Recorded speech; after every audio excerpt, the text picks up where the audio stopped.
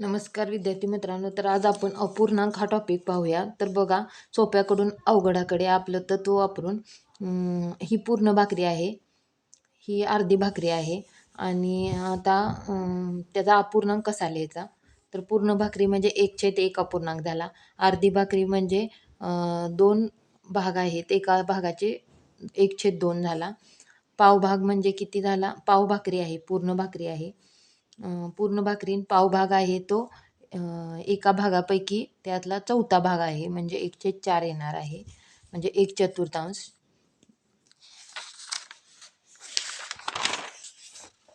आणि आता आपल्याला बरेच प्रश्न असे विचारले जातात की पूर्ण भाकरीतले रंगवलेल्या भागाचे अपूर्णांक लिहा किंवा न रंगवलेल्या भागाचा अपूर्णांक लिहा. तर आता इथं रंगवलेले भाग किती आहे ती, तर 1 2 3 भाग रंगवलेले आहेत. पूर्ण भाग किती आहे ती 3 4 5, म्हणजे 5 भागापैकी 3 भाग रंगवलेले आहेत. म्हणजेच काय येणार, तर रंगवलेले भागाचा अपूर्णांक येणार 3/5 येणार.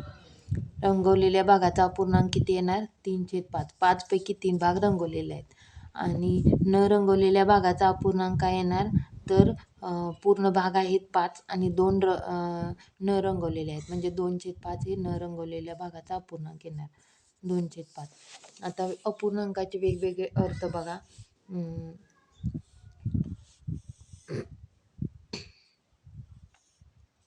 आता अमिताला एका भाकरीच्या 3 समान भागापैकी 2 भाग दिले.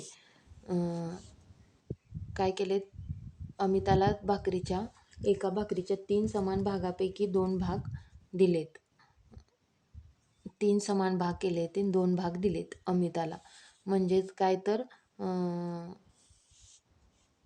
3पैकी 2 दिले, म्हणजे 2/3 भाकरी अमिताला दिली, 2/3 भाकरी दिली अमिताला. असे वेगवेगळे अर्थ काढता येतात. म्हणजे 1/3 भाग एकदा दिला आणि 1/3 भाग दिला, म्हणजे 2/3 भाग भाकरी अमिताला दिली.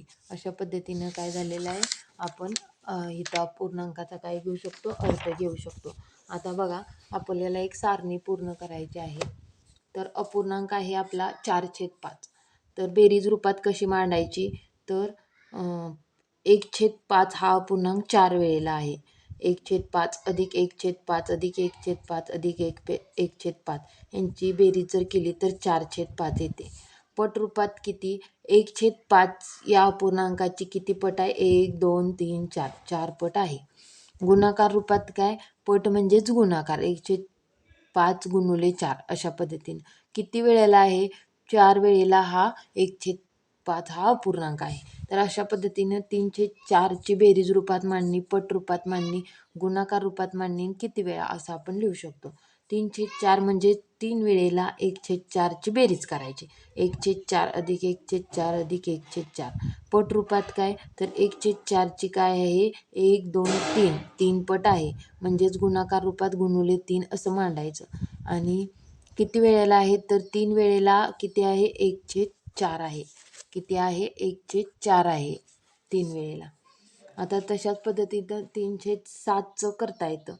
3/7 म्हणजेच 1/7 हा अपूर्णांक किती वेळेला, 1 2 3 वेळेला बेरीज करायची. पट रूपात किती, 1/7ची किती पट आहे, 3 वेळेला बेरीज आहे, म्हणजे 3 पट आहे. गुणाकार रूपात गुणुले 3, आणि इथं 3 वेळेला 1/7 लिहिलेला आहे. 5/6चं पण तसंच, 1/6 अपूर्णांक 5 वेळेला येणार त्याची बेरीज, आणि म्हणजे त्याची पट रूपात काय 5 पट, आणि गुणाकार रूपात गुणुले 5, आणि किती वेळेला आहे, तर 5 वेळेला आपण बेरीज लिहिलेली आहे 1/6 अशा पद्धतीने.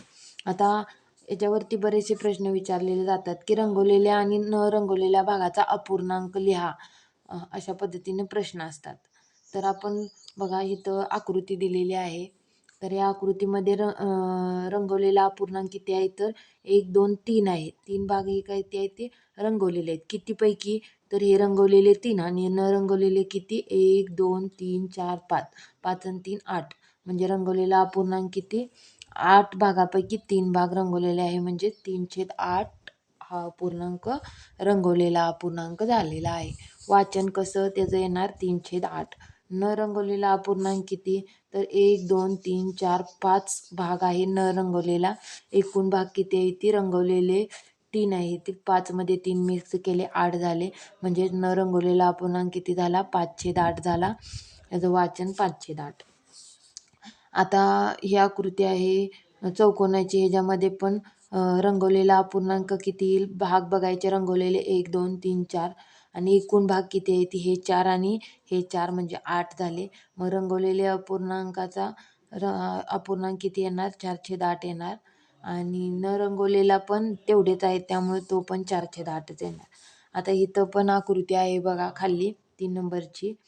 तर याच्यामध्ये रंगवलेला अपूर्णांक किती आहेत, 2 आहे ते रंगवलेले आणि एकूण भाग किती आहे ती 1 2 3 4 5. 5 भागापैकी 2 भाग रंगवलेले आहेत म्हणजे रंगवलेला अपूर्णांक 2/5 झाला. वाचन झालं 2/5.